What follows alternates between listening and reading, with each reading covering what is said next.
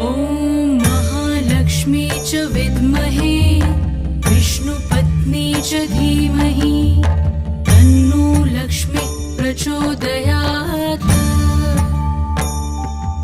ॐ महालक्ष्मी च विद्महे विष्णुपत्नी च धीमहि तन्नो लक्ष्मी प्रचोदयात्।